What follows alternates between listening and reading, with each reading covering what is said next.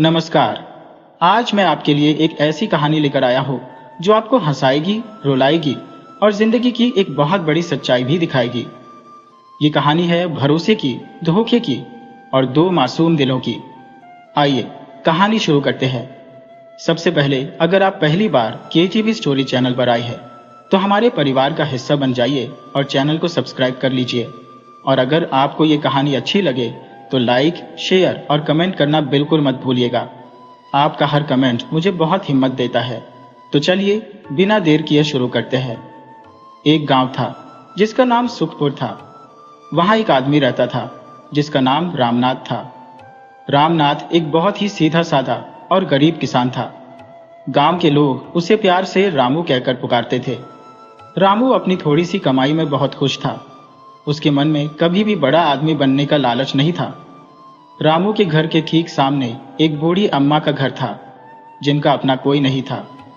जब भी उन्हें कोई काम पड़ता वो रामू से ही मदद मांग लेती थी। रामू भी उन्हें बेसहारा समझकर उनकी मदद कर देता था। पड़ोसी होने के नाते रामू उस बुढ़िया को काकी कहकर बुलाता था। भले ही वो उसकी सगी काकी नहीं थी, फिर भी दोनों में बहुत अपनापन था। काकी को रामू के अलावा अपना कहने वाला कोई नहीं था। वो रामू को अपने बुढ़ापे का सहारा मानती थी और रामू भी बिना किसी स्वार्थ के उनके खाने पीने का इंतजाम कर दिया करता था। वो अकेला था, इसलिए उसे कोई रोकने टोकने वाला नहीं था। बुढ़िया के मन में एक ही चाहत थी कि रामू की शादी हो जाए, लेकिन चाहने भर से क्या होता है। रामू गरीब था, इसलिए कोई भी अपनी बेटी उसे देने को तैयार नहीं होता था। ऊपर से वो जरूरत से ज्यादा सीधा भी था। अब काकी ने रामू की शादी करवाने की जिम्मेदारी अपने सिर ले ली थी। वो एक ऐसी औरत को ढूंढने लगी जिससे रामू का ब्याह हो सके, और जल्दी ही उनकी मेहनत रंग लाई। एक दिन काकी किसी काम से दूसरे गांव में गई थी। जब वो वापस लौट रही थी तो रास्ते में उन्हें एक औरत मिली। वो रास्ता भटक गई थी और बहुत भोली भटकी लग रही थी। उसे अपने गांव का नाम तक याद नहीं था और न ही उसे यह पता था कि उसकी शादी हुई है या नहीं। हालांकि वो पागल नहीं थी। उसके माथे का सिंदूर देखकर कोई भी अंदाजा लगा सकता था कि वो शादीशुदा थी, पर शायद उसका दिमाग ठीक नहीं था और वो कहीं खो गई थी। काकी ने सोचा, जब इसे अपने पति की कोई फिक्र नहीं है तो ये रामू के साथ भी रह सकती है। बस इसे इतना यकीन दिलाना होगा कि रामू ही इसका पति है। ये सोचकर काकी ने उससे पूछने की कोशिश की तो वो औरत बस रोए जा रही थी। काकी ने प्यार से कहा, बेटी रो मत, मैं तुझे तेरे पति के पास ले चलती हूँ। इस तरह बहला फुसलाकर काकी उसे रामू के घर ले आई। काकी ने रामू को समझाया, देख बेटा, ये औरत थोड़ी बेवकूफ है मगर तेरे काम की है, तू इससे शादी कर ले।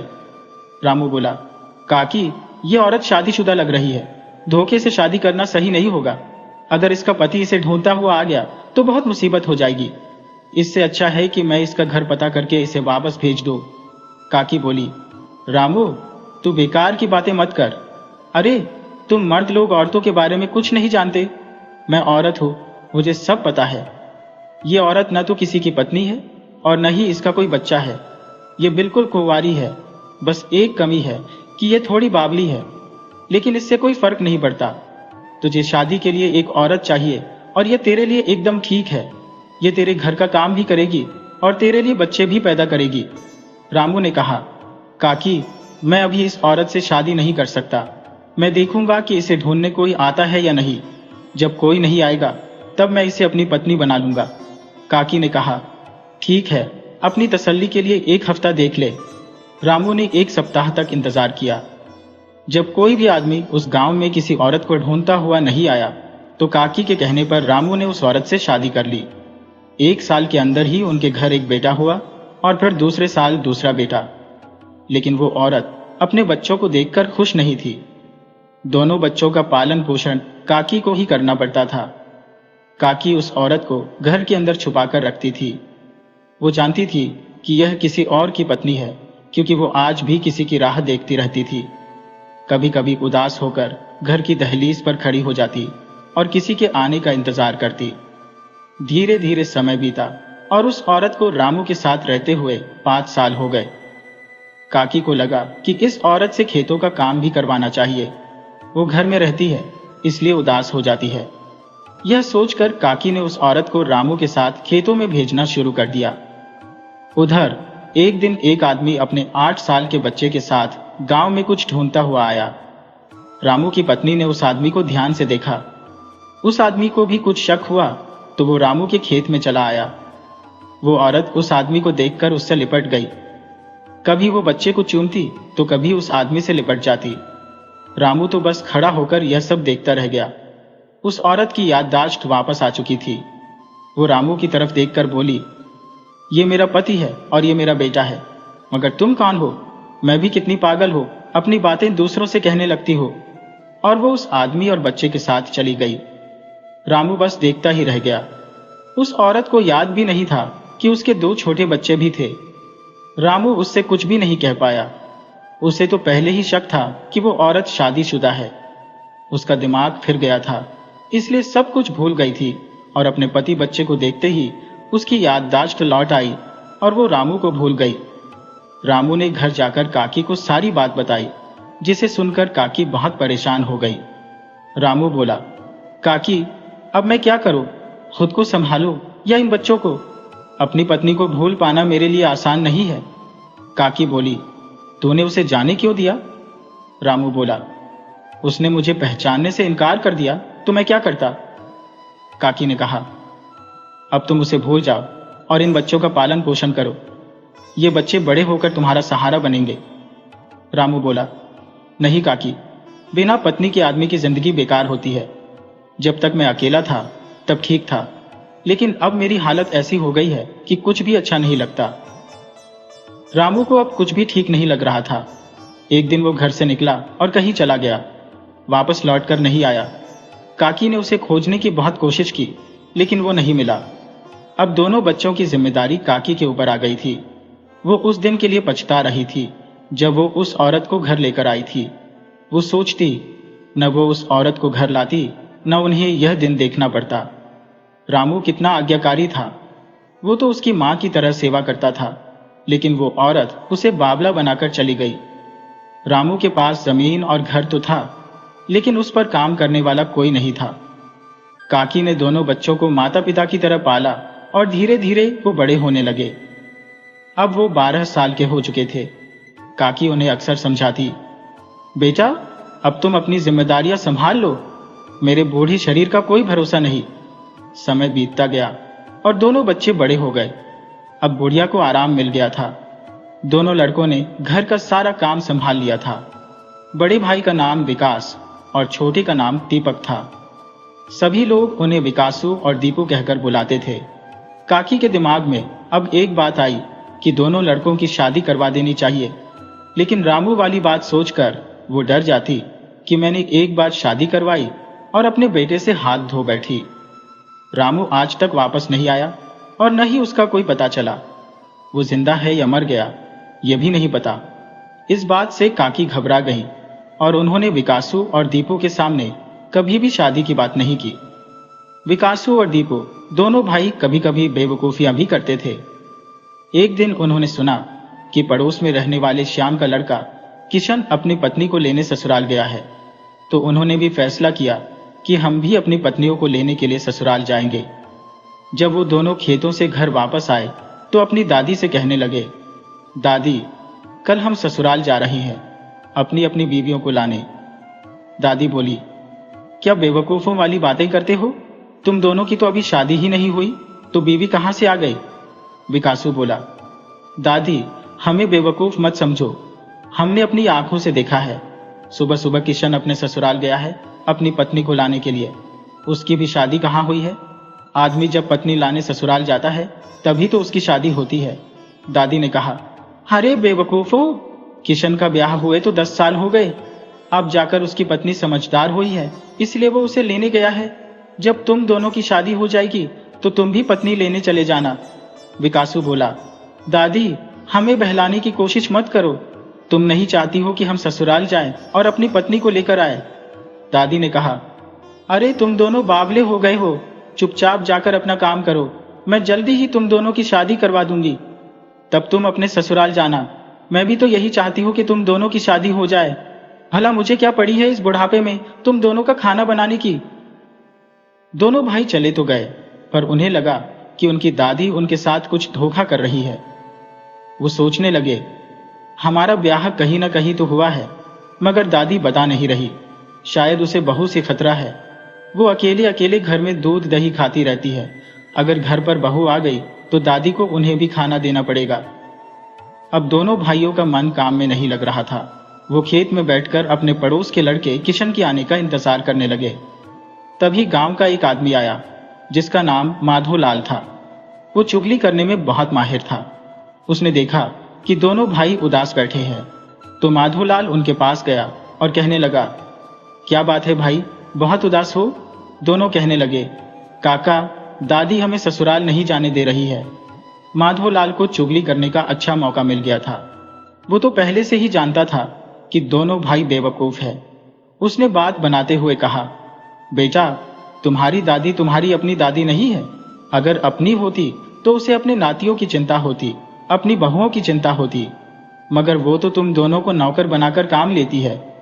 दोनों भाई माधोलाल की बातों में फंस गए। उन्होंने ठान लिया कि वो अपनी पत्नी का पता लगाकर ही रहेंगे, लेकिन पहले दादी से बात की जाए कि वो उनसे ससुराल के बारे में क्यों छुपा रही है। वो दोनों घर गए और दादी से बोले, दादी, हमें पता चल चुका है कि तुम हमारी अपनी दादी नहीं हो, तुम तो हमारी मेहनत पर राज करती हो। दादी बोली, किसने तुम्हारे कान भर दिए? उस बताने वाले ने यह नहीं बताया कि मैंने तुम्हें अपने बच्चों की तरह पाला है। विकासू बोला, तो तुमने हमारे ऊपर कोई एहसान नहीं किया। अब हम तुम्हारे साथ नहीं रह सकते। तुम हमें बता दो कि हमारी शादी कहाँ पर हुई है और हमारी पत्नियां कहाँ हैं? बुढ़िया बोली, अरे बेवकूफों, जब तुम दोनों की शादी हुई ही नहीं तो मैं तुम्हें किसके घर भेज दूं? अगर तुम मेरे साथ नहीं रहना चाहते तो मैं भी तुम्हारे साथ नहीं रहना चाहती। मैं अकेले ही रह लूंगी। बुढ़िया का घर पास में ही था। उसकी झोपड़ी अभी तक सलामत थी। वो तो दोनों बच्चों का पालन पोषण करने के लिए रामू के घर में आकर बस गई थी। उसे अपनी भूल का एहसास हुआ और वो वापस अपनी झोपड़ी में चली गई। वो सोच रही थी कि उसने दोनों बच्चों को पालने के लिए बेकार में ही अपनी जिंदगी बर्बाद कर दी। अब तक तो उसे भगवान की भक्ति में लग जाना चाहिए था। विकासू खुश हुआ कि चलो बला टली। बुद्धू बोला, लेकिन भैया, वो हमारे ससुराल के बारे में तो हमें कुछ बताकर ही नहीं गई। मुझे तो लगता है कि वो जरूर कोई राज हमसे छुपा रही है। विकासू ने कहा, अब हम उस बुढ़िया के पास नहीं जाएंगे। जो कुछ करना है वो हमें खुद से ही करना होगा। दोनों भाइयों के पास एक गाय थी। उन्होंने गाय को बेच दिया और सोचा कि अब हम किसी शहर में जाकर काम करेंगे और वहीं बस जाएंगे। अपना ब्याह हम वहीं कर लेंगे। दोनों भाई दूसरे शहर की तरफ निकल पड़े। उनके पास वो पैसे थे जो उन्हें गाय बेचकर मिले थे, इसलिए उन्हें रास्ते में खाने पीने की कोई परेशानी नहीं हुई। 2 दिन तक चलते रहे, पर उन्हें कोई शहर दिखाई नहीं दिया। उन्हें खुद भी नहीं पता था कि कहाँ जाना है। वो कभी आगे बढ़ते तो कभी पीछे चलने लगते। वो पहली बार घर से निकले थे, इसलिए किसी से पूछने में शर्माते थे। चलते चलते एक गांव में रात हो गई। उन्होंने रात में रुकने के लिए जगह ढूंढनी शुरू की। उन्होंने एक औरत से पूछा, क्या इस गांव में रुकने लायक कोई जगह है? तो औरत ने बताया, गांव में रुकने के लिए तो कोई जगह नहीं है। हाँ, गांव से बाहर एक मंदिर है जहां अक्सर मुसाफिर रुकते हैं, मगर वहां चौकन्ना होकर रहना होगा, वरना चोर लुटेरे भी वहां आते हैं और लोगों को ठग लेते हैं।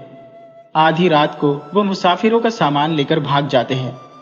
तुम दोनों भोले भाले लगते हो, इसलिए मैंने तुम्हें बता दिया। अगर तुम्हारे पास कोई कीमती सामान हो तो एक आदमी सो जाए और दूसरा उसकी रखवाली करे।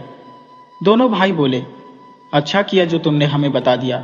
अब हम वहां पर चौकन्ने रहेंगे। दोनों भाई गांव के बाहर बने उस मंदिर में पहुंचे। मंदिर का दरवाजा बंद था, पर बरामदा खुला था। 2 आदमी वहां पहले से सोए हुए थे। दोनों भाई वहां जाकर बैठ गए। विकासू बोला, भाई, तुम अभी जाकर सामान की रखवाली करो, मैं सो जाता हूं। दीपक बोला, भैया, तुम बहुत चालाक हो। मैं भी तो तुम्हारे साथ चलते चलते थक गया हूं। छोटा भाई होने के नाते पहले मैं आराम करूंगा और तुम जाकर बहरा दो, क्योंकि इस मंदिर में चोर बदमाश भी ठहरते हैं। उनकी बात सुनकर वहीं मौजूद एक आदमी कहने लगा, अरे भाई, वो औरत क्या तुम दोनों को भी मिली थी? उसने हम दोनों से भी यही कहा था कि मंदिर में चौकन्ने होकर सोना। वैसे भी चोर बदमाश आधी रात को ही आते हैं। विकासू बोला, अरे नहीं, हम सो नहीं सकते। हम में से एक सोएगा और दूसरा जागेगा। तब वो दोनों राहगीर कहने लगे, भाई इस तरह तो बहुत दिक्कत हो जाएगी। हम 4 लोग हैं यहाँ, अभी हम 2 आदमी सो जाते हैं। तुम दोनों भाई आधी रात तक पहरा दो, क्योंकि हमारे पास बहुत सामान है। दोनों राहगीरों के पास बड़े बड़े थैले थे। वो बोले, हमारा सामान ज्यादा है, हम पर विश्वास करना बहुत जरूरी है। तुम दोनों अभी हमारे सामान की रखवाली करो। आधी रात के बाद हम तुम्हारे सामान की रखवाली करेंगे। सुबह हम सब एक साथ निकल जाएंगे। दूसरे आदमी ने कहा, तुम मुझे ही देख लो, मैं कोई बाजा बारात लेकर ससुराल नहीं गया था। मेरा ब्याह तो चलते चलते रास्ते में ही हो गया था। हमारे साथ एक मुसाफिर ठहरा था, जिसके पास सोने चांदी से भरा एक थैला था। मैंने रात भर जाग कर उसकी रखवाली की थी। सुबह जब वो जागा तो मुझसे बहुत खुश हुआ और अपनी बेटी का रिश्ता मुझसे कर दिया। अब मजे से जिंदगी कट रही है। दोनों राहगीरों ने विकासू और दीपू से कहा, अब तुम भी अपनी कोई कहानी बताओ। वो बोले, हम तो पहली बार घर से निकले हैं, हमारी तो अभी शादी भी नहीं हुई। राहगीर ने कहा, तब तो तुम्हें चोर बदमाशों से लड़ने का कोई अनुभव नहीं है, इसलिए तुम दोनों पहले पहरेदारी करो और आधी रात के बाद हम करेंगे। इसके बाद वो दोनों राहगीर सो गए और दोनों भाई जागकर पहरा देते रहे। आधी रात को दोनों भाइयों ने उन दोनों राहगीरों को जगा दिया। फिर राहगीर बोले, अब तुम दोनों आराम से सो जाओ। भगवान ने चाहा तो सुबह हम सब एक साथ चलेंगे और तुम दोनों के लिए दुल्हन लेकर ही लौटेंगे। दोनों भाई लेटते ही गहरी नींद में सो गए। वो सपने में अपनी शादी देखने लगे। सुबह होने पर विकासू ने देखा कि उनका थैला वहां नहीं था, मगर उन दोनों राहगीरों के बड़े बड़े थैले वहां पड़े थे। उसने दीपक को जगाया, देखो वो दोनों कितने बेवकूफ थे, अपने बड़े बड़े थैले यहीं छोड़ गए और हमारा छोटा सा थैला लेकर चले गए। दोनों भाई उन राहगीरों की मूर्खता पर हंसने लगे। तभी वहां पुजारी आए और बोले, ज्यादा खुश मत हो, पहले उनके थैलों को खोलकर देखो कि उनमें कोई काम की चीज है भी या नहीं। विकासू ने जब थैले खोले तो उसका सिर घूम गया। उनके थैलों में तो बस कूड़ा कचरा भरा हुआ था, जबकि उनके खुद के थैले में पैसे और खाने पीने का सामान था। दोनों भाई बुरी तरह से लौट चुके थे। वो दोनों राहगीर बातें बनाकर उन्हें बेवकूफ बनाकर चले गए थे। पुजारी ने दोनों के लिए खाने का इंतजाम किया। अब दोनों भाई आगे चल दिए। जब उन्हें फिर से खाने की दिक्कत हुई तो दीपक ने कहा, भैया हमें किसी गांव में काम धंधा ढूंढना चाहिए। शाम को वो एक गांव में पहुंचे। उन्हें बहुत प्यास लगी थी और वो एक कुएं पर पहुंचे जहां 5 लड़कियां पानी भर रही थी। 2 लड़कियां आपस में बात करने में इतनी मशगूल थी कि उन्हें पता ही नहीं था कि कोई उनकी बातें सुन रहा है। एक ने कहा, बहन मेरे ब्याह को 5 साल हो गए हैं, अब तक मेरे पति मुझे लेने नहीं आए, पता नहीं वो जिंदा भी है या नहीं। दूसरी सहेली बोली, मेरी हालत भी बिल्कुल वैसी ही है, मेरे ब्याह को भी 8 साल हो गए हैं।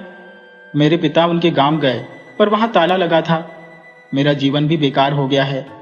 उधर दोनों लड़कों ने उनकी बातें बड़े ध्यान से सुनी। विकासू ने दीपक को खींचा और कहा, एक लड़की के पीछे तू जा और दूसरी के पीछे मैं जाता हूं। हमें बस इनका घर देखना है, घर जाना नहीं है। वापस यही कुएं पर मिलेंगे। थोड़ी देर बाद वो लड़कियां वहां से चली गईं। विकासू एक लड़की के पीछे उसका घर देखने चला गया और दीपक दूसरी के पीछे, और फिर दोनों भाइयों ने लड़कियों के घर देख लिए। दोनों लड़कियां बहुत गरीब घर की थी। वापस कुएं पर आकर दीपक ने पूछा, भैया इन लड़कियों के घर देखने से हमें क्या फायदा होगा? विकासू बोला, अभी तो कुछ फायदा नहीं होगा, मगर कभी न कभी तो होगा। चलो अब हम काम ढूंढने शहर में चलते हैं। अगले गांव में पहुंचते पहुंचते उन्हें रात हो चुकी थी। दोनों भाई एक किसान के घर ठहरे। जब किसान को पता चला कि दोनों काम की तलाश में है, तो उसने सोचा कि अभी खेती का समय है, इन्हें काम पर लगा लेता हूं। सुबह किसान ने कहा, शहर में काम अनुभवी लोगों को ही मिलता है, तुम दोनों 1 महीना यही काम करो, उसके बाद तुम्हारे पास पैसे होंगे तो चले जाना। दोनों मान गए, पर उन्होंने कहा कि हमें रोज मजदूरी मिलनी चाहिए। किसान बोला, अरे तुम दोनों बेवकूफ हो क्या? रोज पैसे लेकर क्या करोगे? मैं तुम्हें सुबह शाम का खाना तो दूंगा ही, अगर पैसे कहीं गिर गए या कोई चुरा ले गया तो क्या होगा? महीने के अंत में एक साथ पैसे ले लेना। विकासू बोला, नहीं, तब तो हम यहाँ काम नहीं करेंगे। किसान की पत्नी ने देखा कि बात बिगड़ रही है तो वो बीच में बोल पड़ी, तुम दोनों को रोज पैसे मिलेंगे, लेकिन तुम उन पैसों को मेरे पास जमा करवा दिया करना। जब यहाँ से जाना हो तो ले जाना। दोनों भाई बोले, हाँ, ये बात ठीक रहेगी। हमें आप पर भरोसा है, मगर इस आदमी पर बिल्कुल नहीं है। किसान की पत्नी ने कहा, अब तुम जाकर अपने मालिक के साथ काम करो। शाम को ये तुम्हें पैसे दे देंगे और तुम वो पैसे मेरे पास जमा करवा देना। दोनों भाई किसान के साथ खेतों में काम करने चले गए। शाम को किसान ने दोनों को एक एक चांदी का सिक्का दिया और दोनों भाइयों ने अपने अपने सिक्के किसान की पत्नी को जमा करवा दिए। असलियत में किसान के पास बस 2 ही चांदी के सिक्के थे। वो रोज सुबह पत्नी से वो सिक्के वापस लेता और शाम को दोनों भाइयों को दे देता। दोनों भाई खुश थे कि उन्हें रोज मजदूरी मिल रही है। 1 महीना पूरा होने को था। आज आखिरी दिन था। अगली सुबह दोनों को किसान की पत्नी से अपने पैसे लेकर शहर की तरफ जाना था। रात को किसान अपनी पत्नी से बातें कर रहा था तो विकासू की नींद खुल गई। वो छुपकर उनकी बातें सुनने लगा। पत्नी बोली, कल सुबह ये दोनों अपना हिसाब मांगेंगे, जबकि आपको पता है कि हमारे पास कोई पैसे नहीं है। बस वो 2 ही चांदी के सिक्के थे जिनसे हम इन्हें बेवकूफ बना रहे थे। कल जब वो मुझसे पैसे मांगेंगे तो मैं उन्हें क्या कहूंगी? किसान बोला, अरे भाग्यवान, तुम भी बड़ी मूर्ख हो। मैंने एक उपाय सोच लिया है। कल तुम रात को चोर चोर कहकर चिल्लाना। उन्हें लगेगा कि हमारे घर में चोर घुस आया है और फिर हम कहेंगे कि चोर हमारा थैला पैसों के साथ लेकर भाग गए। उन लोगों के पैसे भी चोरी हो गए। हम क्या कर सकते हैं? उनकी बातें सुनकर विकासू ने अपने भाई को जगाया। हमारी 1 महीने की मेहनत हड़पने की बात चल रही है। अब की बार हम लुट नहीं सकते। दोनों भाइयों ने दबे पांव किसान के बैलों को खोला और उन्हें लेकर भाग गए। सुबह जब किसान अपनी पशुशाला में आया तो देखा कि दोनों बैल वहां नहीं थे। वो सिर पकड़कर बैठ गया। उसे समझ में आ गया कि दोनों भाई उनके बैलों को ले जा चुके हैं। उधर विकासू और दीपू उस गांव से बहुत दूर निकल चुके थे।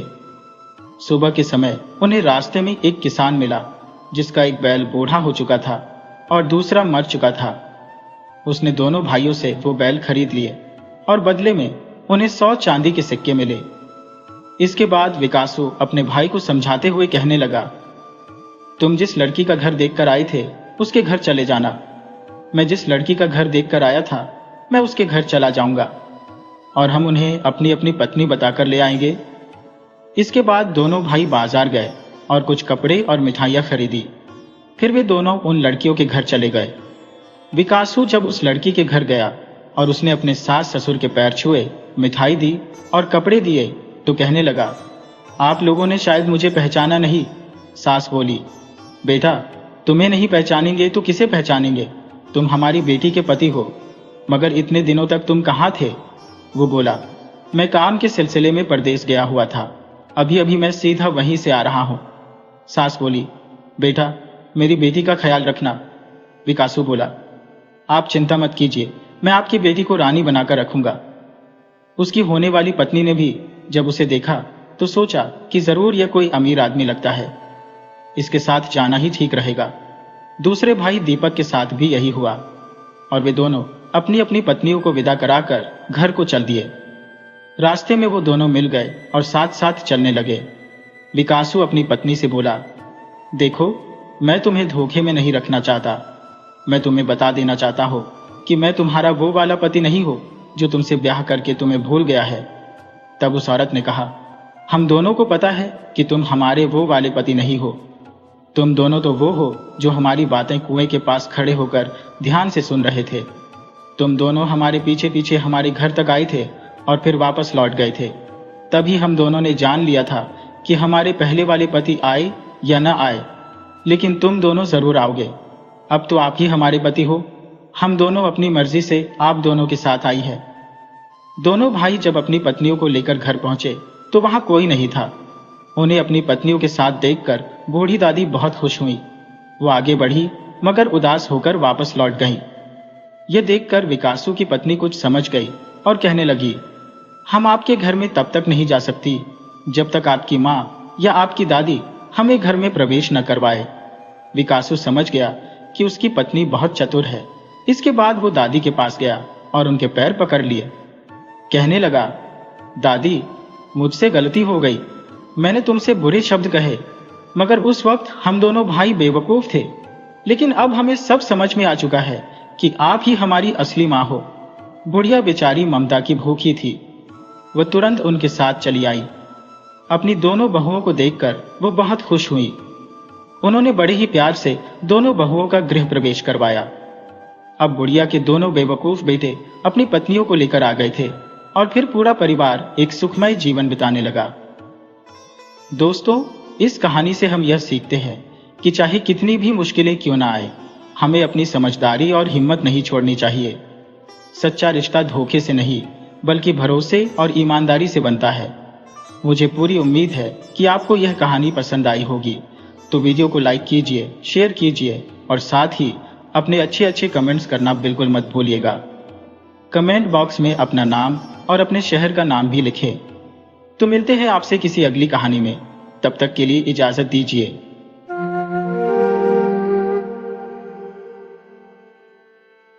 एक गांव में मोती नाम का एक नाई रहता था। वो अपने आप को पूरे गांव का सबसे तेज और होशियार आदमी समझता था। एक दिन मोती सरपंच के बाल काट रहा था और सरपंच को बड़े ध्यान से देखे जा रहा था। गांव के सरपंच ने कहा, क्या बात है मोती नाई, आज तेरा ध्यान बाल काटने पर कम और मुझे देखने पर ज्यादा है। तब मोती बोला, सरपंच जी, आपसे मैंने कितनी बार कहा है, मुझे सिर्फ मोती कहा कीजिए, मेरे नाम के आगे नाई मत लगाया करो। तब सरपंच ने कहा, क्यों, अपने नाम के आगे नाई लगाते हुए तुझे शर्म आती है क्या? मोती ने कहा, ऐसी बात नहीं है सरपंच जी। तब सरपंच जी ने कहा, अबे, ये क्यों नहीं कहता कि तुझे अपने नाम के आगे नाई लगाते हुए शर्म आती है? तू एक नाई है, तेरा बाप भी एक नाई था, यहां तक कि तेरे दादा को भी मैं जानता हूं, वो भी एक नाई थे। तू एक खानदानी नाई है, इसलिए तेरी पहचान तेरे काम से ही होगी। अगर तुझमें कोई काबिलियत है तो छोड़ दे ये काम और कर कोई और काम, लेकिन अपने काम को लेकर कैसी शर्म? मोती अब बोला, अब आपको क्या बताऊं सरपंच जी, मुझे मेरे इसी पेशे से कितनी परेशानी का सामना करना पड़ता है, मैं आपको बता नहीं सकता। सरपंच जी ने कहा, मोती, कैसी परेशानी? तब मोती ने कहा, सरपंच जी, मेरी उम्र 38 वर्ष की हो चुकी है, लेकिन कोई भी लड़की मुझसे शादी करने को तैयार नहीं है। तब सरपंच जी ने कहा, मुझे पता है तुझे ना सुंदर लड़की चाहिए, जबकि तूने मोती कभी अपनी शक्ल आईने में देखी है? एक बार मेरे कहने पर अपनी शक्ल आईने में गौर से देखना। अब मोती ने कहा, शक्ल का मैं इतना भी बुरा नहीं हूं सरपंच जी। तब सरपंच ने कहा, अगर इतना बुरा नहीं है तो इतना अच्छा भी तो नहीं है मोती। तो अब सीधे सीधे बता, मुझे इतनी गौर से तू क्यों देख रहा था, क्या कहना चाहता है? तब मोती ने कहा, सरपंच जी, आपको कैसे पता कि मैं आपसे कुछ पूछना चाहता हूं? तब सरपंच ने कहा, अरे मोती, जब अपनी आंखें चढ़ा चढ़ाकर तू मेरे चेहरे को इतनी गौर से देखेगा तो मुझे तो यही लगेगा ना कि तू मुझसे कुछ पूछना चाह रहा है, लेकिन कुछ कह नहीं पा रहा। अब जल्दी बता कि क्या कहना चाहता है तू? सरपंच की बात सुनकर मोती हिम्मत करके सरपंच जी से बोला कि सरपंच जी, वो बात ये थी कि।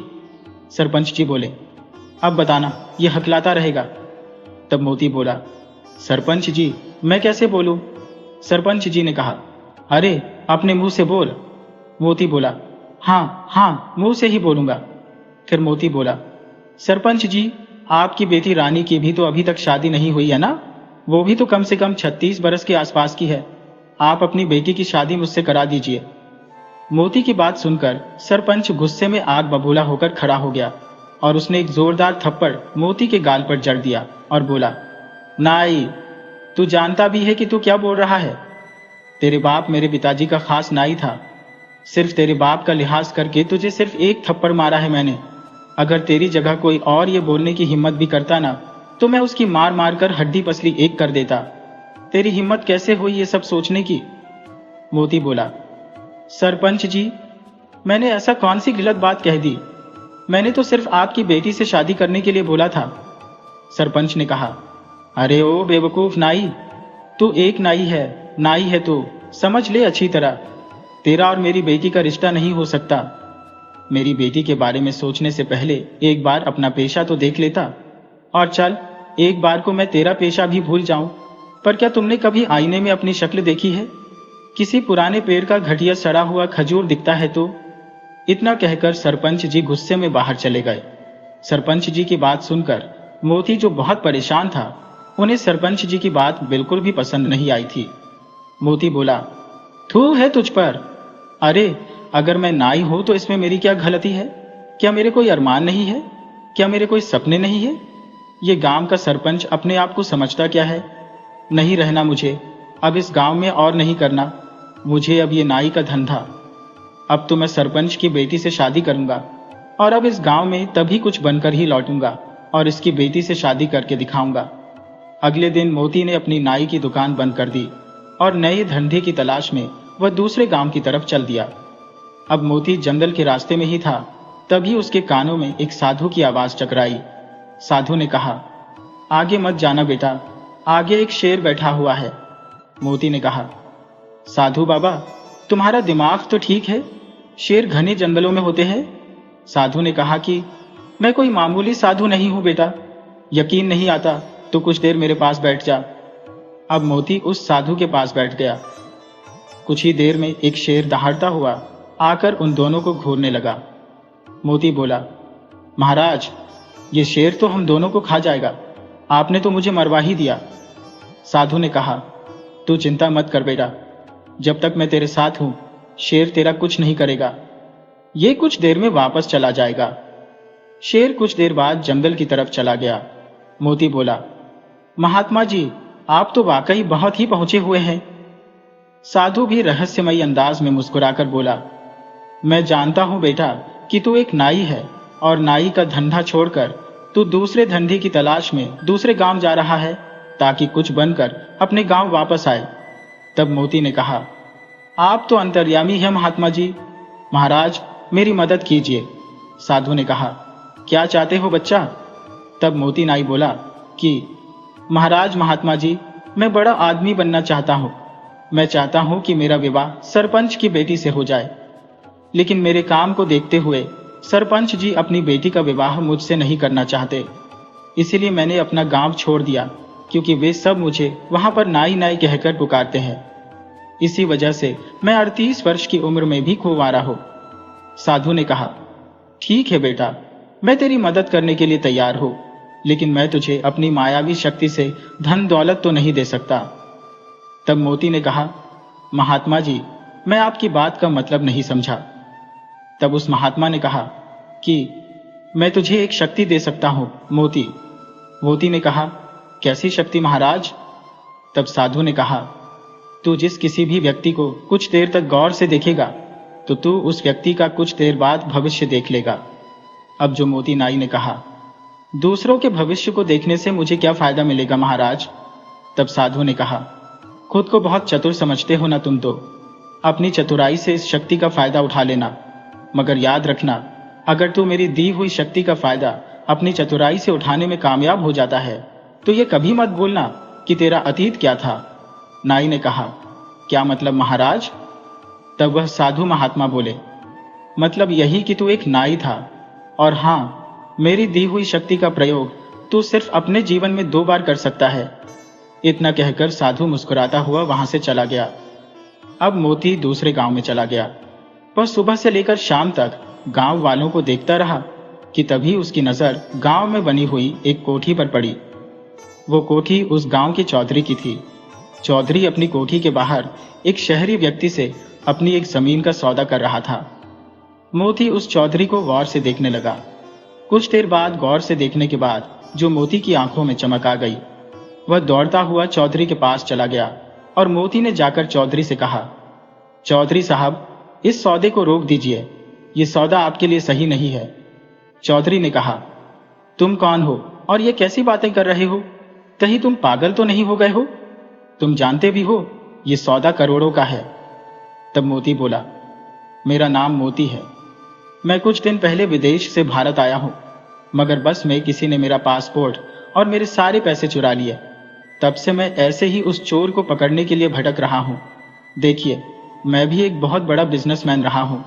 मेरी नज़र ये बता रही है कि आपके सामने जो व्यक्ति बैठा हुआ है ये धोखेबाज है। मोती की बात सुनकर चौधरी जी की आंखों में गुस्सा झलकने लगा। चौधरी जी ने कहा, तू तो ये कहना चाहता है कि तू विदेश से पढ़कर आया है तो तू ज्यादा चालाक है, और मैं गांव का चौधरी हूँ तो मुझ में कोई अक्ल नहीं है। तभी चौधरी साहब की पत्नी अपने पति से बोली, अरे एक बार फोन करके पता करने में क्या हर्ज हो सकता है कि इसका अंदाजा सही हो। सोचिए, अगर इसकी बात कुछ प्रतिशत भी सही निकली तो आप तो सड़क पर आ जाएंगे ना। अब चौधरी साहब अपनी पत्नी की बात सुनकर सोच में पड़ गए। वह तुरंत ही फोन लगाकर किसी से बात करने लगे। अचानक चौधरी साहब के चेहरे पर गुस्सा छलकने लगा था और जो व्यक्ति चौधरी के सामने बैठा हुआ था वह वहां से भागने लगा। चौधरी साहब ने कहा, पकड़ो इसे, ये फ्रॉड है। मोती ने उस व्यक्ति को तुरंत पकड़ लिया और चौधरी साहब ने उस व्यक्ति को पकड़कर पुलिस के हवाले कर दिया। चौधरी साहब नहीं जानते थे कि मोती ने उसका भविष्य देख लिया था कि भागने वाला व्यक्ति भविष्य में चौधरी साहब के साथ धोखा करने वाला था। चौधरी साहब ने मोती से कहा, बहुत बहुत शुक्रिया आपका। आज आपकी वजह से मैं बर्बाद होने से बच गया। वैसे आप कहाँ ठहरे हो? मोती ने कहा, बस ऐसे ही घूम फिर रहा हूं। चौधरी ने कहा, आज से तुम मेरे घर पर रहोगे और मेरे कारोबार में हाथ बटाओगे। मुझे तुम्हारे जैसे ईमानदार और अच्छे व्यापारी की सख्त जरूरत है। अब मोती उस दिन से चौधरी के घर पर ही रहने लगा। चौधरी की बेटी का नाम रीता था। अब जो मोती रीता को पसंद करने लगा था। एक दिन चौधरी अपनी बेटी के साथ कार से शहर जा रहा था। तभी मोती बोला, कहाँ जा रहे हो आप? अब चौधरी ने कहा, मोती, अभी कुछ देर पहले ही तो बताया था, मुझे शहर में कुछ काम है, इसी बहाने रीता को कुछ शॉपिंग भी करा दूंगा।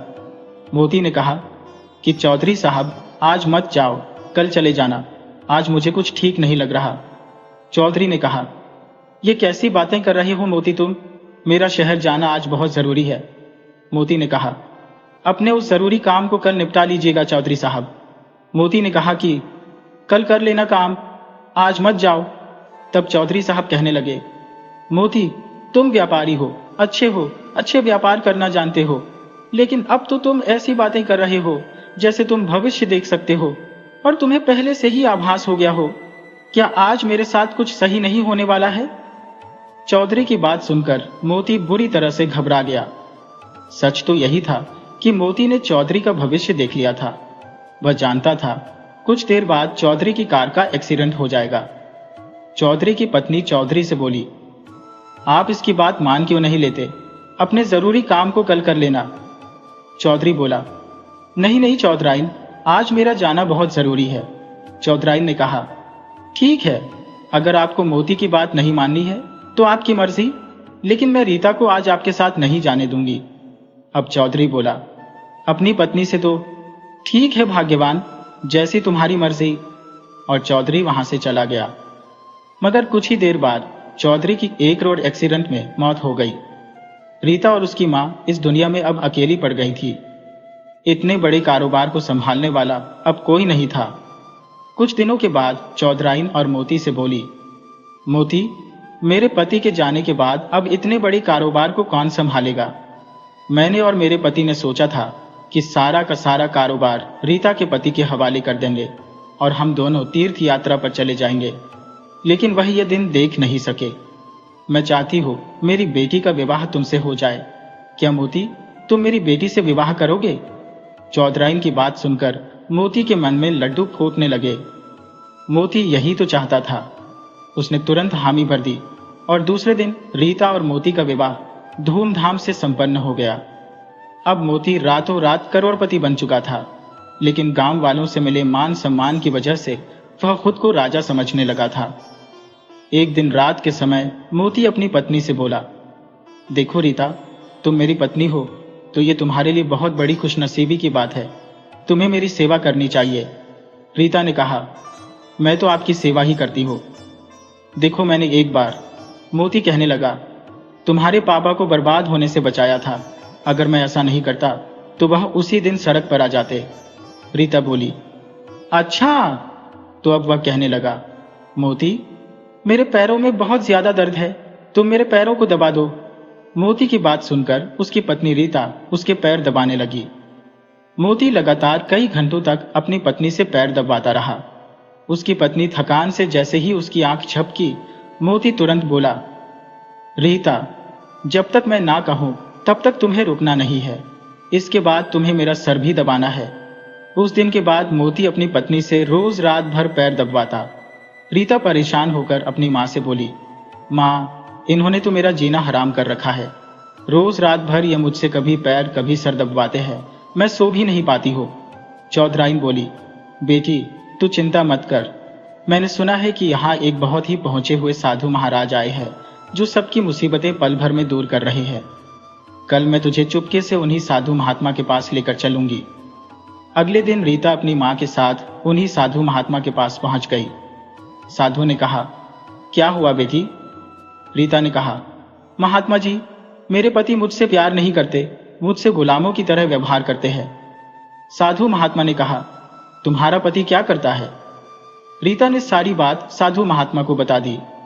रीता की बात सुनकर साधु महात्मा रहस्यमयी अंदाज में मुस्कुराते हुए जो रीता से बोले कि जाओ बेटी, कल किसी बहाने से अपने पति को मेरे पास भेज देना। रीता बोली, क्या वह सुधर जाएंगे महात्मा जी? साधु ने कहा, हाँ, मैं अपनी तंत्र मंत्र की शक्ति से उसे बिल्कुल सही कर दूंगा। कल के बाद वह तुम्हारी किसी भी बात से इनकार नहीं कर पाएगा। रीता और उसकी मां खुश हो गईं। अगले दिन रीता अपने पति से बोली, सुनिए जी, सुना है गांव में बहुत पहुंचे हुए महाराज आए हैं, आप उनसे मिलकर क्यों नहीं आते? मोती बोला, हाँ हाँ, मैंने भी सुना है कि गांव में कोई पहुंचा हुआ साधु महाराज आया है। अरे, गांव वाले तो पागल हो गए हैं और मैं पागल नहीं हूं। रीता ने कहा, ऐसा नहीं कहते हैं जी, क्यों ना आप उनसे एक बार मिल आते हो। मोती ने कहा, तुम्हारा दिमाग तो ठीक है ना रीता, उस महाराज को उल्टा मेरे से मिलने आना चाहिए भला। मैं वहां क्यों जाऊं? मैं वहां पर नहीं जाऊंगा।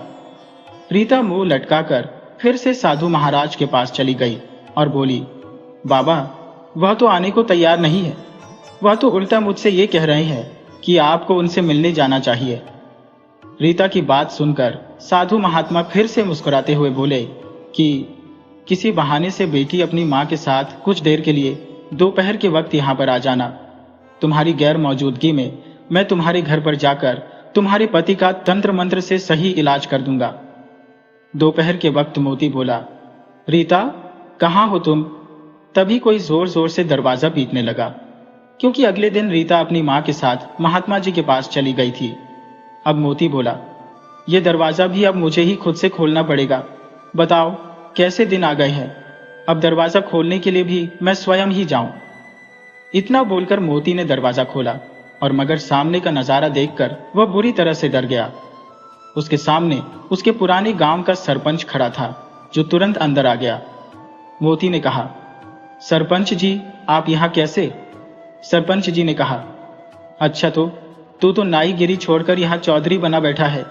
अगर मैं तेरी पत्नी और गांव वालों को बता दूं कि तूने कभी विदेश की शक्ल नक्शे में भी नहीं देखी, बल्कि तू तो एक नाई है, तो कभी सोचा है तूने मोती, ये गांव वाले तेरे साथ क्या करेंगे?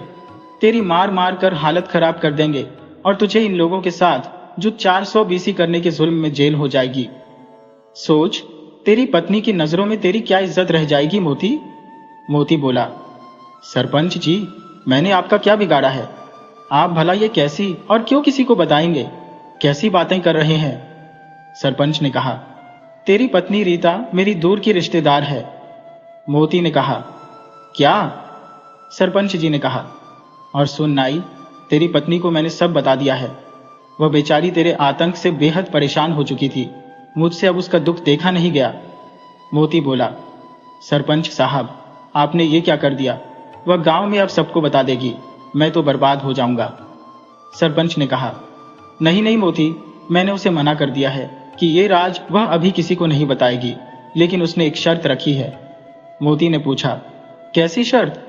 सरपंच ने कहा, यही कि मोती, आज के बाद तो उसका हर काम करेगा, यहां तक कि तो उसके पैर भी दबाएगा। एक जिम्मेदार पति की तरह उसे पत्नी का दर्जा देगा, न कि उसके साथ गुलामों की तरह व्यवहार करेगा। अब मोती ने कहा कि सरपंच जी, मुझे सब मंजूर है। सरपंच बोला, तो ठीक है, इतना बोल सरपंच वहां से चला गया, मगर बाहर आते ही सरपंच साधु में परिवर्तित हो गया और सीधा रीता के पास जाकर बोला, जाओ बिटिया, मैंने तुम्हारे पति को सुधार दिया है। अब रीता खुश होती हुई अपनी माँ के साथ वहां से अपने घर चली गई। उसने घर जाकर देखा कि मोती डरा हुआ सा, जो अपनी पत्नी रीता की ओर देख रहा था। मोती बोला, अरे तुम आ गई, तुम थक गई होगी, आओ मैं तुम्हारे पैर दबा देता हूं। जो रीता यह देखकर बड़ी हैरान थी। उस दिन के बाद अब तो मोती नाई की सारी चतुराई धरी की धरी रह गई। अब वह रीता से और उसकी माँ से, जो मोती के जो कुछ भी नहीं कहता था, उनके साथ अब वह जो कहती उनकी हर बात मानता था। अब तो वह अपनी पत्नी का बहुत ही आदर सम्मान करने लगा था, अपनी पत्नी के सारे काम करता। इस तरह से मोती अपनी पत्नी और सास के साथ अपनी हंसी खुशी जिंदगी बिताने लगा।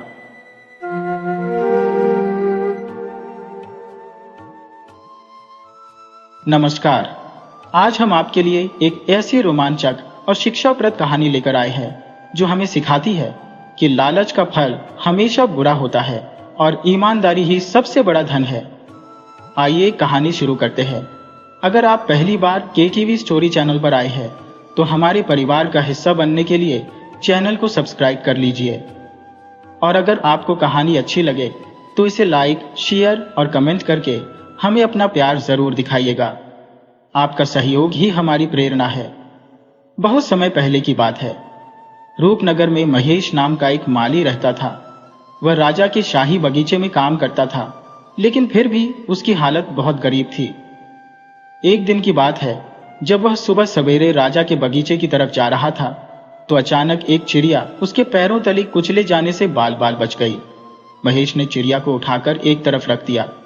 तब चिड़िया बोली, तुम्हारी बहुत बहुत मेहरबानी, मैं बहुत बीमार हूं इसलिए उड़ नहीं सकती। अगर तुम मुझे मेरे घोंसले तक पहुंचा दो तो मैं तुम्हारा यह एहसान कभी नहीं भूलूंगी। और फिर महेश ने चिड़िया को उठाकर उसके घोंसले में रख दिया। महेश ने पूछा, चिड़िया रानी, जब तुम बीमार हो तो फिर भोजन करने के लिए कैसे जाओगी, क्योंकि तुम उड़ तो सकती नहीं? चिड़िया ने कहा, हाँ, जब तक मैं ठीक नहीं हो जाती मुझे भूखा ही रहना पड़ेगा। अगर तुम मेरे खाने के लिए कुछ फूलों का इंतजाम कर दो तो बहुत ही अच्छा होगा, क्योंकि मैं सिर्फ फूल खाती हूँ। महेश बोला, तुम बिल्कुल भी चिंता मत करो चिड़िया रानी, मैं राजा के बगीचे में काम करता हूँ, वहां पर सैकड़ों तरह के फूल लगे हुए हैं। अच्छा, अब मैं चलता हूँ, वापस आते समय तुम्हारे लिए मैं ढेर सारे फूल लेता आऊंगा। इसके बाद महेश राजा के महल की तरफ चल दिया। वहां पहुंचकर उसने सारा दिन बगीचे में काम किया और फिर घर वापस लौटते समय उसने कुछ फूल तोड़कर अपनी जेब में रख लिए। तभी बगीचे का प्रमुख माली, जिसका नाम चंद्रपाल था, उसने महेश को देख लिया और बोला, अरे महेश, यह फूल तुम चोरी करके कहां पर ले जा रहे हो? जानते हो शाही फूलों की चोरी करने के लिए क्या सजा मिलती है? महेश बोला, मुझे माफ कर दीजिए, मैं आपसे आज्ञा लेना भूल गया था। दरअसल ये फूल।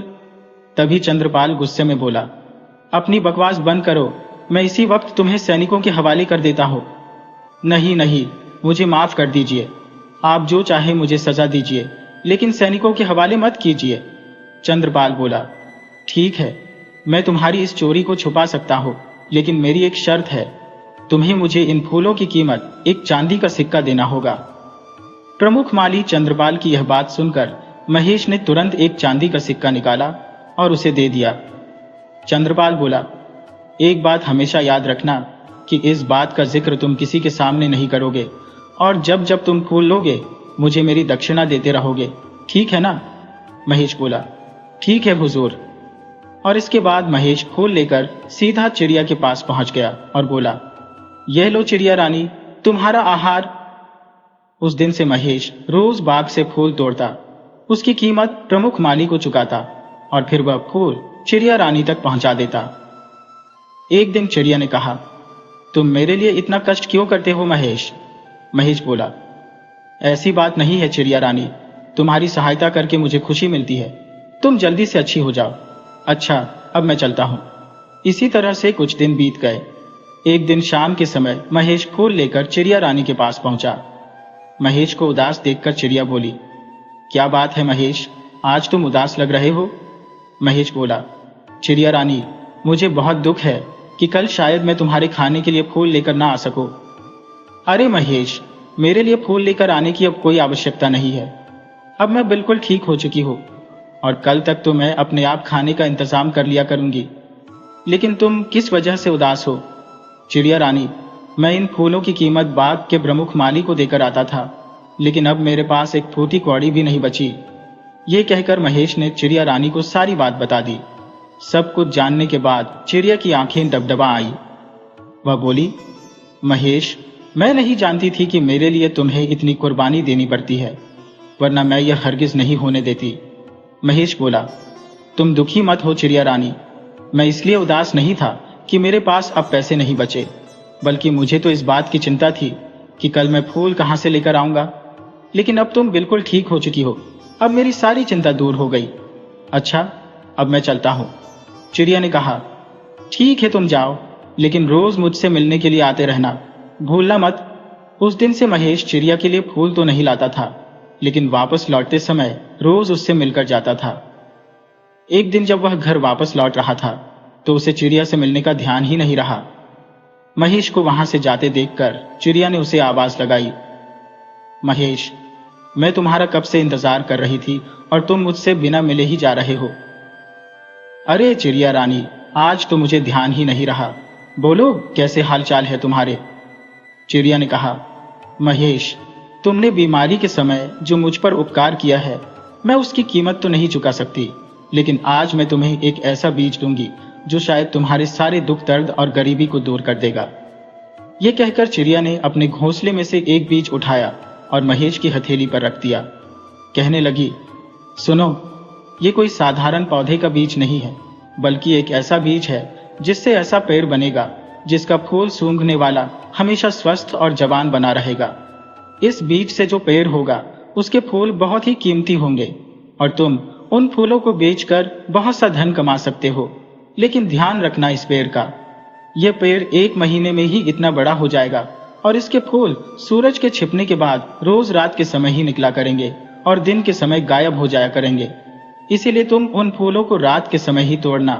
वह बीज पाकर और चिड़िया रानी की बात सुनकर महेश बहुत ही खुश हुआ और बोला, तुमने तो मेरी किस्मत ही पलट दी।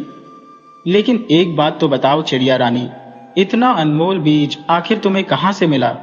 चिड़िया बोली, यह एक रहस्य की बात है जो मैं तुम्हें आज नहीं बता सकती, लेकिन समय आने पर यह रहस्य मैं तुम्हें अवश्य बताऊंगी। अब फिलहाल तुम इस बीज को रख लो और अपने जीवन को खुशहाल बना लो। महेश ने भी चिड़िया को सच्चाई बताने के लिए ज्यादा जोर नहीं डाला और बोला, तुम कितनी अच्छी हो चिड़िया रानी, जो मेरे बारे में तुमने इतना सोचा। अब मैं चलता हूँ, तुम्हारे इस उपहार के लिए बहुत बहुत धन्यवाद। चिड़िया बोली, वह सब तो ठीक है, लेकिन एक बात का ध्यान रखना, इस बीज की यह खासियत तुम किसी को मत बताना, वरना तुम्हारे लिए मुसीबत पैदा हो जाएगी। इसीलिए यह भेद तुम्हें सिर्फ अपने तक ही रखना है। इसके बाद महेश अपने घर की ओर चल दिया। वह सोच रहा था कि आखिर मैं इस बीज को कहां पर गाड़ूं? अगर घर के बाहर गाड़ दिया तो पेड़ के बड़े होते ही और फूलों के लगते ही लोगों को इसकी खासियत पता लग जाएगी और लोग सारे फूल तोड़कर ले जाएंगे। मेरे घर के अलावा मेरे पास कोई ऐसी सुरक्षित जगह भी नहीं है जहां पर मैं उस पेड़ को लोगों की नजरों से बचाकर रख सकूं। अब मैं इस बीज को कहां लगाऊं? महेश उस बीज को लगाने के लिए सही जगह के बारे में काफी देर तक सोचता रहा। वह सोचने लगा, अगर यह पेड़ एक बार उग गया तो शायद फिर मुझे जिंदगी भर किसी चीज की कोई कमी नहीं रहेगी। हमारे राजा ही मुझे इन फूलों की मुंह मांगी कीमत देने को तैयार हो जाएंगे, तो क्यों ना मैं इस बीज को शाही बगीचे में ही बो दूं। वहीं पर यह सुरक्षित भी रहेगा और साथ ही महाराज मुझसे यह अनमोल पेड़ पाकर प्रसन्न हो जाएंगे और मुझे इनाम भी देंगे, साथ साथ मेरी तरक्की भी कर देंगे। अगले दिन जब महेश शाही बगीचे में पहुंचा, उसने एक सही जगह देखकर बीज बोने के लिए गड्ढा खोदने लगा कि तभी उसे बगीचे के प्रमुख माली चंद्रपाल ने देख लिया और बोला, अरे मूर्ख महेश, तू यहाँ पर क्या कर रहा है? महेश बोला, हुजूर, मैं यहाँ पर एक बहुत ही खास तरह के फूलों के लिए पेड़ का बीज बो रहा हूँ। उसने अपने प्रमुख माली चंद्रपाल को उस बीज से बनने वाले पेड़ और उसके फूलों की सारी खासियत बता दी। सब कुछ जानने के बाद चंद्रपाल की आंखों में लालच आ गया। वह मन ही मन सोचने लगा, अगर इसकी बात सच निकली तो यह बीज अनमोल है और महाराज इसके बदले में मुझे लाखों सोने की मुद्राएं दे सकते हैं। क्यों न 1 महीने तक इंतजार करके देखा जाए कि इसका नतीजा क्या है। हुजूर, क्या मैं इस बीज को यहाँ पर बो दूं? इस पर उगने वाले फूलों से जो भी आमदनी होगी उसमें मैं आधा हिस्सा आपको दे दूंगा। चंद्रपाल बोला, ठीक है, तुम इसे बो सकते हो, लेकिन यह तो बताओ कि तुम्हें यह चमत्कारी बीज कहाँ से मिला। और तब महेश ने उसे बताया, हुजूर, मुझे यह एक चिड़िया ने दिया है। इसके बाद महेश ने चिड़िया के बारे में सब कुछ चंद्रपाल को बता दिया और फिर महेश अपने कामों में जुट गया। चंद्रपाल भी अपने काम में लग गया, लेकिन उस दिन से चंद्रपाल महेश से बहुत ही अच्छे ढंग से पेश आने लगा। एक एक करके दिन बीतने लगे। इस दौरान उस बीज में से अंकुर फूटा और धीरे धीरे 30 दिन में उस पौधे ने एक विशालकाय पेड़ का रूप धारण कर लिया। उस दिन महेश और चंद्रपाल दिन भर अपने अपने कामों में जुटे रहे और फिर जैसे ही शाम हुई, सूरज डूबा। राजमहल और उसके आसपास का वातावरण एक मनमोहक खुशबू से महक उठा। महेश ने कहा, देखिए हुजूर, उस पेड़ पर फूल खिल रहे हैं। वाह महेश, कितनी मनमोहक खुशबू है इन फूलों की। मैं अपने आप को बहुत ही तरोताजा और स्वस्थ महसूस कर रहा हूँ। इसका मतलब तो यह हुआ कि यह फूल सचमुच चमत्कारी है। और तब महेश खुशी से झूमता हुआ फूलों को तोड़ने के लिए जैसे ही आगे बढ़ा, तभी प्रमुख माली चंद्रपाल जोर से चिल्लाया, सिपाहियों, गिरफ्तार कर लो इस चोर को, आज यह रंगे हाथों पकड़ा गया है। ये सुनते ही महेश एकदम घबरा गया और बोला, नहीं, मैं चोर नहीं हूं। नहीं नहीं, मैंने चोरी नहीं की। लेकिन सैनिकों ने उसकी एक न सुनी और तुरंत महेश को पकड़ लिया। चंद्रपाल बोला, आज मुझे विश्वास हो गया कि फूलों की जो चोरियां होती रही है वह भी तुमने ही की है। नहीं हुजूर, मुझे छोड़ दीजिए, मैंने कोई चोरी नहीं की। यह पेड़ मेरा है, इसके फूलों का हकदार सिर्फ मैं हूं। हाँ, पहले मैंने जो भी फूल बाग से तोड़े थे वह सब चंद्रपाल जी की अनुमति लेकर तोड़े थे और उनकी कीमत भी मैंने इनको अदा की थी। चंद्रपाल चिल्लाते हुए कहने लगा, अरे मूर्ख, एक तो चोरी करता है, ऊपर से सच्चा बनता है। महाराज के बाग के पेड़ को तो अपना पेड़ बता रहा है। और फिर सैनिकों ने महेश की पिटाई शुरू कर दी। तब चंद्रपाल ने उस पर हमदर्दी जताते हुए कहा, बस बस, रहने दो सैनिकों, इसकी बहुत खातिरदारी हो गई, अब इसे छोड़ दो। बेचारा महेश सब कुछ जानता और समझता हुआ भी अपनी किस्मत पर आंसू बहा रहा था। वह अपने घर की तरफ चल दिया। सैनिकों के जाने के बाद चंद्रपाल ने जमीन पर बिखरे हुए उन फूलों को इकट्ठा किया जो महेश ने पेड़ से तोड़े थे। और तब चंद्रपाल सोचने लगा, अब इन फूलों का गुलदस्ता बनाकर मैं महाराज को पेश करूंगा और ढेर सारा इनाम भी पाऊंगा। इधर महेश सीधा चिड़िया रानी के पास पहुंचा। उसने रोते रोते सारा किस्सा उसे कह सुनाया। चिड़िया बोली, यह तो बहुत ही बुरा हुआ महेश, मैंने तुम्हें पहले ही मना किया था कि उन फूलों की खासियत तुम किसी को मत बताना। तुम सच कहती हो चिड़िया रानी, मुझसे बड़ी भूल हो गई जो मैंने चंद्रपाल पर विश्वास कर लिया। चिड़िया बोली, खैर, तुम चिंता मत करो, अपने घर जाओ, भगवान ने चाहा तो कोई ना कोई रास्ता निकल ही आएगा। और फिर चिड़िया से विदा लेकर महेश उदास मन से अपने घर चला गया। दूसरी तरफ चंद्रपाल ने जब उन चमत्कारी फूलों का गुलदस्ता तैयार किया तो वह सीधा राजा के सामने पहुंचा। बोला, महाराज की जय हो। राजा ने कहा, चंद्रपाल, आज हमारी शाही बगीचे की तरफ से इतनी प्यारी सुगंध किन फूलों की आ रही है। इनकी खुशबू ने मुझे मदहोश कर दिया है। ऐसा लगता है जैसे मेरी उम्र 10 साल कम हो गई है और मैं वापस जवानी की तरफ लौट रहा हूं। चंद्रपाल बोला, महाराज, यह अनोखा चमत्कार इन फूलों का है। मैं इन फूलों का गुलदस्ता बनाकर आपके लिए लेकर आया हूं। राजा ने वह गुलदस्ता अपने हाथ में लिया और फिर जैसे ही उसे सूंघा उसका रोम रोम झूम उठा। वह बोला, वाह, तबीयत खुश हो गई, बिल्कुल वैसी ही खुशबू। चंद्रपाल, ये किस पेड़ के फूल है? इनका नाम क्या है? महाराज, यह फूल यौवन संजीवनी वृक्ष के हैं। इनको सूंघने से मनुष्य हमेशा जवान और स्वस्थ बना रहता है। राजा ने हैरान होते हुए पूछा, क्या सचमुच? मुझे भी यह पेड़ दिखाओ। चंद्रपाल ने कहा, ठीक है महाराज, इनका प्रभाव तो आप देख ही चुके हैं, चलिए मेरे साथ। और फिर दोनों बगीचे में पहुंच गए जहां पर वह पेड़ लगा हुआ था। राजा ने कहा, बेशक फूल जितने सुंदर है, इनका पेड़ भी उतना ही सुंदर है। चंद्रपाल बोला, महाराज, मैंने कई सालों की कड़ी मेहनत के बाद इसे उगाया है। इसके फूल सिर्फ रात के समय ही मिलते हैं और सुबह होते ही गायब हो जाते हैं। राजा ने पूछा, चंद्रपाल, ऐसा चमत्कारी पेड़ का बीज तुम्हें कहां से मिला? मुझे तो लगता है कि ऐसा पेड़ इस पूरी धरती में कहीं नहीं है। तब चंद्रपाल ने एक मनगढ़ंत कहानी बनाकर राजा को सुना दी और कहने लगा, महाराज, मुझे इस पेड़ का बीज एक साधु महाराज ने दिया था जो हिमालय से तपस्या करके लौटे थे, और मैंने कई दिनों तक उनकी सेवा की। तब खुश होकर उन साधु महाराज ने मुझे यह चमत्कारी बीज दिया था। राजा बोला, चंद्रपाल, मेरे राज्य में तुम्हारे जैसे काबिल आदमी भी है जो तन मन धन से मेरी सेवा में लगे हुए हैं। ये जानकर मुझे बहुत खुशी हुई, इसलिए मैं तुम्हें 100 सोने की मुद्राएं इनाम में देता हूँ। ये रख लो और कल सुबह दरबार में आकर तुम 1000 सोने की मुद्राएं मुझसे और ले जाना। और हाँ, इस पेड़ का बहुत ही ध्यान रखना। अब तो चंद्रपाल रोज उन फूलों का गुलदस्ता बनाकर राजा को देने लगा।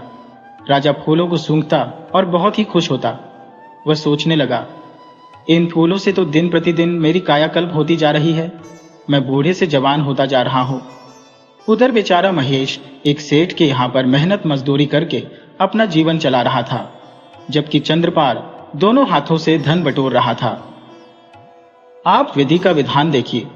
राजा की पत्नी का स्वर्गवास हुए तो कई वर्ष बीत चुके थे, लेकिन उसकी इकलौती जवान बेटी राजकुमारी अनीता, जो कि पिछले 6 महीनों से अपने नाना के यहाँ पर गई हुई थी, एक दिन अचानक वापस लौट आई। उसे देखकर महाराज बहुत ही खुश हुए और कहने लगे, बेटी, तुम्हें देखकर मैं बहुत ही खुश हुआ हूं। कहो, तुम्हारे नाना के घर में सब लोग कैसे हैं? राजकुमारी अपने पिता को घूर कर देखने लगी। राजा ने पूछा, क्या हुआ बिटिया, तुम मुझे ऐसे घूर कर क्यों देख रही हो? पिताजी, आप पिछले 6 महीने के अंदर अचानक जवान कैसे हो गए? क्या आपके हाथ कोई जादू की छड़ी लग गई है? बिटिया, कुछ ऐसा ही समझ लो। पहले तुम आराम करो, इसके बाद हम इत्मीनान से बातें करेंगे। और फिर इतने दिनों के बाद मिले पिता और पुत्र ने एक साथ भोजन किया, इधर उधर की बातें की।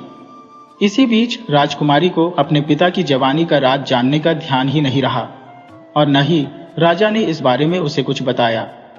तब महाराज ने कहा, बिटिया, अब रात बहुत हो चुकी है। जी पिताजी, मैं भी बहुत थक चुकी हूँ और जोरों से मुझे नींद आ रही है। लेकिन राजकुमारी जैसे ही अपने कमरे में जाकर बिस्तर पर लेटी तो उसे फूलों की खुशबू आने लगी। लेकिन उस रात एक ऐसी घटना घटी जिसने सुबह होते ही सबको हैरान और परेशान कर दिया। जब सुबह हुई तो पूरे महल में हंगामा मच चुका था। एक दासी दौड़ी दौड़ी राजा के पास आई और कहने लगी, महाराज, गजब हो गया, हमारी राजकुमारी शाही बगीचे में पत्थर की मूर्ति बनकर खड़ी है। ये सुनते ही जैसे राजा के पैरों तले से जमीन खिसक गई। क्या कहा? राजकुमारी पत्थर की मूर्ति बन गई? और फिर सभी लोग बगीचे में जा पहुंचे। उस चमत्कारी पेड़ के पास राजकुमारी पत्थर की मूर्ति बनकर खड़ी थी। ऐसा लग रहा था मानो उसने फूलों को तोड़ने की कोशिश की हो और वह पत्थर की बन गई। कुछ लोगों का कहना था, महाराज, लगता है कि राजकुमारी रात के समय इस चमत्कारी पेड़ के फूल तोड़ने के लिए आई होगी और इसी वजह से वह पत्थर की बन गई। राजा के अलावा महल के सभी नौकर चाकर और प्रमुख माली चंद्रपाल भी वहीं पर मौजूद था और सभी राजकुमारी की यह हालत देखकर आंसू बहा रहे थे। राजा भी अपनी बेटी को पत्थर की मूर्ति बना देखकर कुछ देर तक आंसू बहाता रहा और विलाप करता रहा, लेकिन फिर अचानक वो क्रोधित हो उठा और बोला, चंद्रपाल, इस पेड़ को तुमने ही लगाया था। अब तुम ही बता सकते हो कि राजकुमारी फूल तोड़ते हुए पत्थर की कैसे बन गई। जल्दी जवाब दो, वरना मैं तुम्हारी गर्दन धड़ से अलग कर दूंगा। चंद्रपाल थर थर कांपने लगा और बोला, महाराज, मुझे कुछ नहीं मालूम, मेरी जान बख्श दीजिए। राजा ने गरजते हुए कहा, तुमने ही यह पेड़ लगाया था, इसलिए तुम ही इसके जादू को जानते हो। अब जल्दी से बताओ कि मेरी बेटी पत्थर की कैसे बन गई। अब चंद्रपाल बुरी तरह से फंस चुका था, इसलिए उसने सच्चाई बताने में ही अपनी भलाई समझी और कहने लगा, महाराज, मैंने दौलत के लालच में आकर आपसे झूठ कहा था कि इस चमत्कारी पेड़ को मैंने उगाया है। असल में इस पेड़ को उगाने वाला माली महेश था, जिसे मैं यहाँ से भगा चुका हूँ। राजा दांत पीसते हुए बोला, ये तुम क्या बक रहे हो? जी महाराज, मैं बिल्कुल सच कहता हूँ। इस पेड़ को महेश ने 2 महीने पहले उगाया था, लेकिन इसके फूलों की खासियत जानकर मेरी नीयत खराब हो गई थी और मैंने उसे यहाँ से भगा दिया। और फिर चंद्रपाल ने सारी सच्चाई राजा को बता दी। सच्चाई जानकर राजा का चेहरा क्रोध से तमतमा उठा।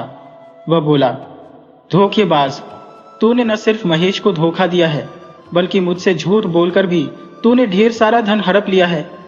तेरे साथ साथ मैं उस महेश को भी कठोर सजा दूंगा। चंद्रपाल माफी मांगने लगा। मुझे क्षमा कर दीजिए महाराज। लेकिन महाराज ने उसके ऊपर बिल्कुल भी दया नहीं दिखाई और सैनिकों को आदेश दिया, इसे पकड़कर सारे जीवन के लिए काल कोठरी में डाल दिया जाए और उस माली महेश को जल्दी से पकड़कर मेरे सामने हाजिर किया जाए। राजा का आदेश मिलते ही सैनिक महेश के घर जा पहुंचे। संयोग की बात है कि महेश उस समय घर पर ही था।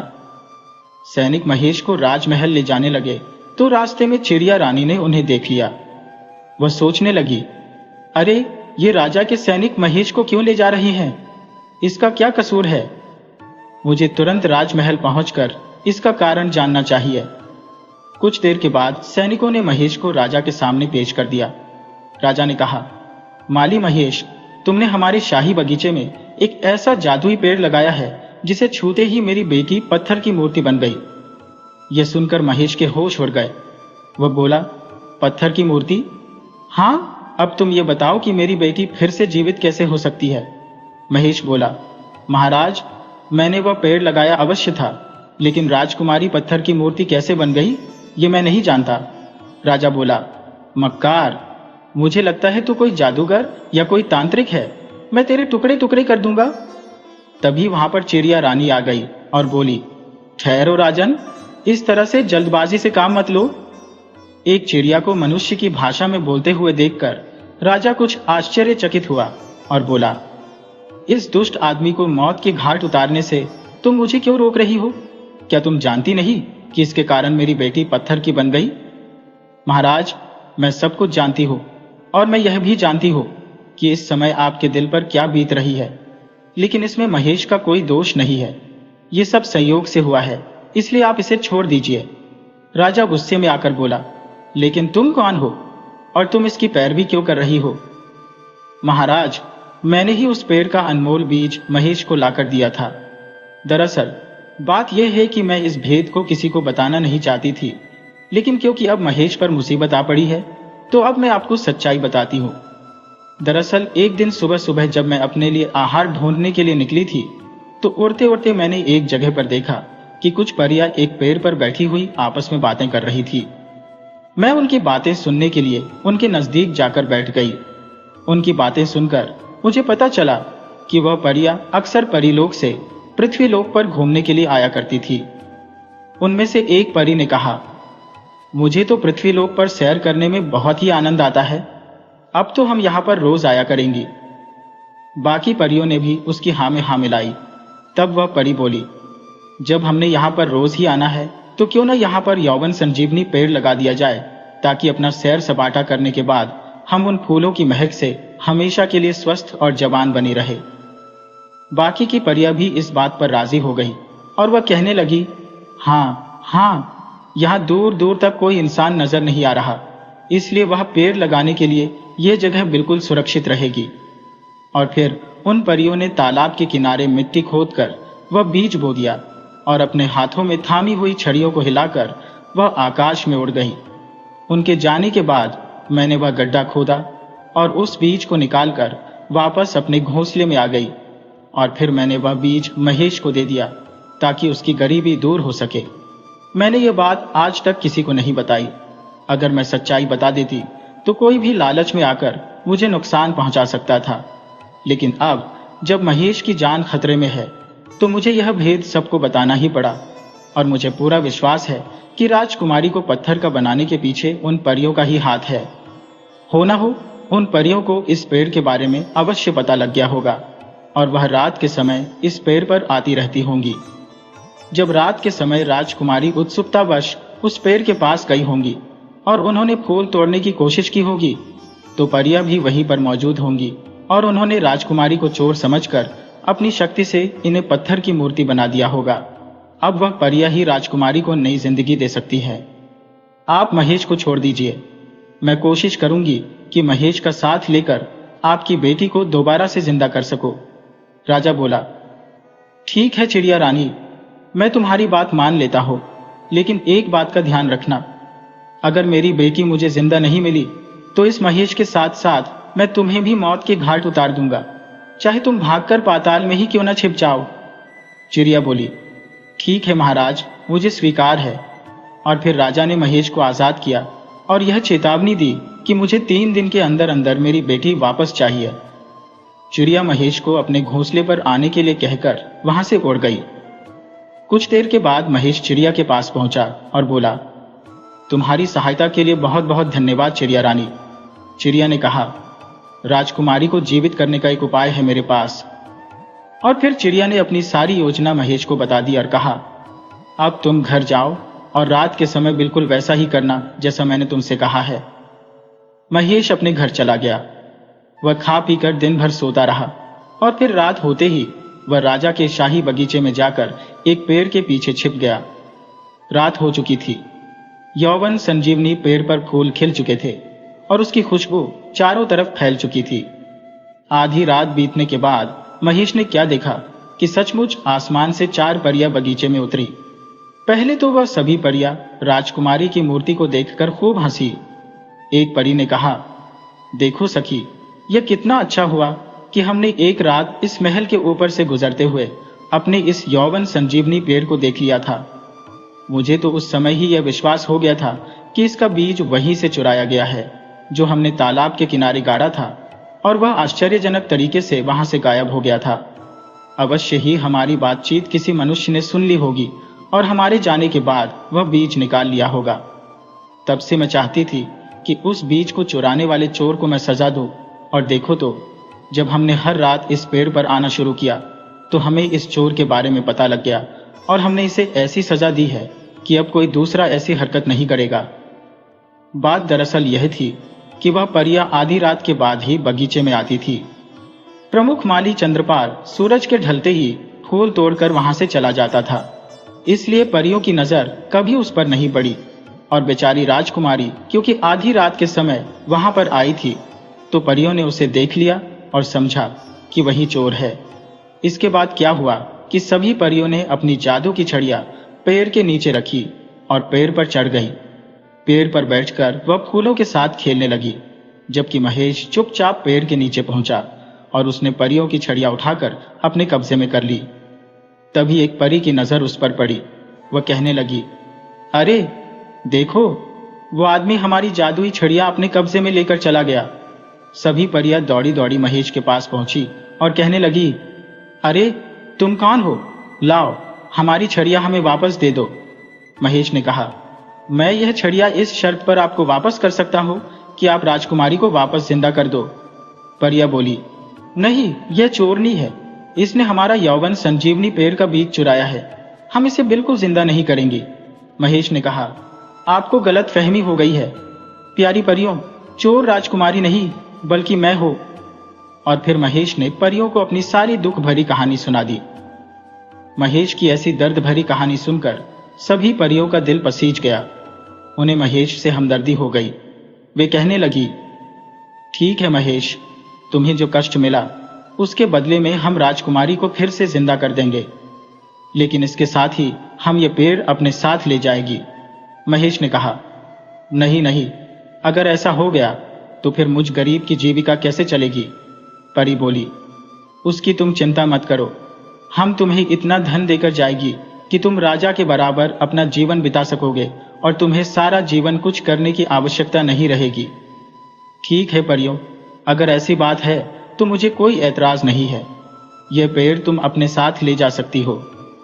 इसके बाद महेश ने परियों को उनकी छड़ियां वापस कर दी। उनमें से एक परी ने अपनी छड़ी से राजकुमारी की मूर्ति को छुआ। राजकुमारी तुरंत जीवित हो गई और कहने लगी, यह मुझे क्या हो गया था और आप सब कौन है? परियां बोली, हम सब परियां हैं और तुम्हें महेश का एहसान मानना चाहिए। कि इसकी वजह से तुम्हें नया जीवन मिला है। जब राजकुमारी को सारी बात मालूम हुई तो उसके दिल में महेश के लिए प्यार उमड़ पड़ा। परियों ने कहा, अच्छा महेश, अब हम चलती हैं। जाने से पहले परियों ने सोने की अशर्फियों से भरे हुए 5 मटके महेश को सौंप दिए और यौवन संजीवनी पेड़ को भी अपने साथ ले गईं। कुछ ही देर के बाद जब सुबह हो गई, महेश ने राजकुमारी से कहा, राजकुमारी जी, मैं आपको आपके पिता के पास पहुंचा आता हूँ। वह आपको सही सलामत देखकर बहुत खुश हो जाएंगे। जब महेश राजकुमारी को लेकर राजा के पास पहुंचा तो राजा अपनी बेटी को देखकर बहुत ही खुश हुए और कहने लगे, तुम फिर से जिंदा कैसे हो गई बेटी? तब राजकुमारी ने कहा, पिताजी, मैं महेश की मेहरबानी से जीवित हुई हूं। यह कहकर राजकुमारी ने सारी बात अपने पिता को बता दी और फिर खुश होकर राजा ने अपनी बेटी का विवाह महेश से करवा दिया और अब महेश बड़े ही आराम से अपना जीवन बिताने लगा। लेकिन महेश ने चिड़िया रानी से मिलना कभी नहीं छोड़ा। वह हमेशा उसकी खबर लेता ही रहता था। दोस्तों, यह कहानी हमें बताती है कि लालच इंसान को न सिर्फ झूठा और बेईमान बना देता है, बल्कि उसे धोखेबाज भी बना देता है। लालच की वजह से ही इंसान के जीवन में मुसीबतों का पहाड़ टूट पड़ता है। इसीलिए हमें अपने जीवन में कभी भी लालच नहीं करना चाहिए। मुझे पूरी उम्मीद है कि आपको यह कहानी पसंद आई होगी। तो वीडियो को लाइक कीजिए, शेयर कीजिए और KTV स्टोरी चैनल को सब्सक्राइब करना बिल्कुल मत भूलिएगा। तो मिलते हैं आपसे किसी अगली कहानी में।